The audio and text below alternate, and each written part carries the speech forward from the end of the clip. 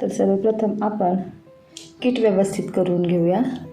त्याची व्हॅल्यू 0 करून घेऊया. याआधी आपण 1 to 9 पर्यंत पाहिलेले आहेत. पुन्हा एकदा त्याचा सराव पाहूया. ॲड 1, ॲड 2, ॲड 3, ॲड 4 या प्रत्येकाची किंमत 1 आहे आणि ॲड 5 या बीटची किंमत 5 आहे.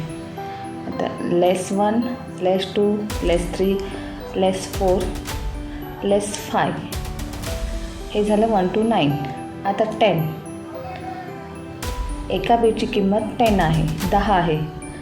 ॲड 10, ॲड 20, ॲड 30, ॲड 40 आणि वरील बाजूच्या बीटची किंमत आहे 50, 50. ॲड 50,